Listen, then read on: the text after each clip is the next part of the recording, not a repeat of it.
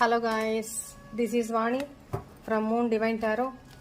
Friends, మన ఛానల్ని అందరూ సబ్స్క్రైబ్ చేసుకోండి.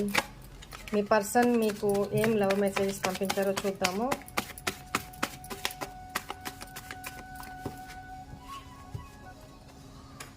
నాకు తెలుసు నేను నీకు తగిన వాడిని లేదా తగిన దానిని కాదు అని, కానీ నువ్వు నా హృదయ స్పందన.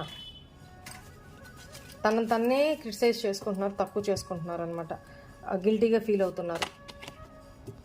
నేను పాస్ట్లో నా ఎక్స్తో మూవ్ ఆన్ అవ్వలేకపోయాను, అందుకే నీకు దూరం జరిగాను. ఎవరికో ఈ స్పెసిఫిక్ మెసేజ్.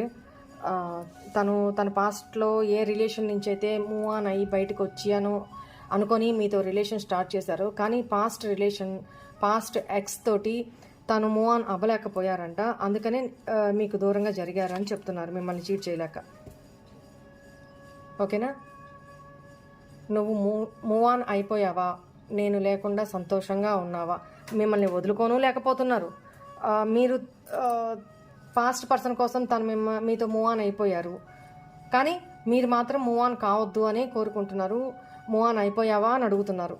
చాలా కన్ఫ్యూజన్ స్టేట్ ఆఫ్ మైండ్లో ఉన్నారు మీ పర్సన్. మీ నుంచి దూరం కాలేకపోతున్నారు, పాస్ట్ పర్సన్ నుంచి దూరం కాలేకపోతున్నారు.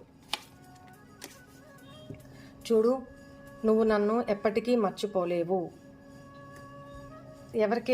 ఎవరికో మరి స్పెసిఫిక్ మెసేజెస్.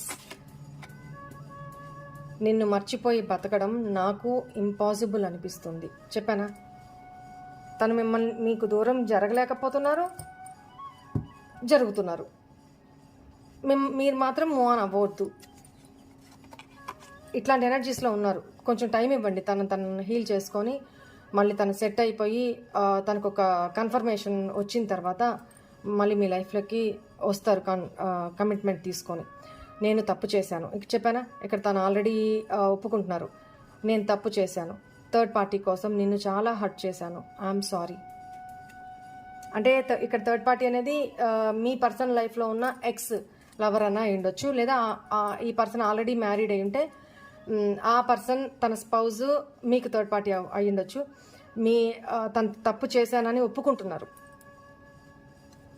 థర్డ్ పార్టీ ఈ సిచ్యువేషన్ కోసం మిమ్మల్ని హర్ట్ చేశారు అని చెప్పి ఒప్పుకుంటున్నారు. లైఫ్లో అన్నీ ఉన్నాయి, కానీ ఒంటరితనం సతాయిస్తుంది నీవు లేని లోటుతో. దేనికోసం పాకులాడి వెళ్ళారో అవన్నీ ఈరోజు సంపాదించుకోగలిగారు, కానీ దేన్నైతే రంగురాయి అనుకొని వదిలేసి ఒక వజ్రాన్ని వదిలేసి వెళ్ళిపోయారో ఇప్పుడు ఆ వజ్రమే లేకుండా ఒంటరితనం జీవితం గడుపు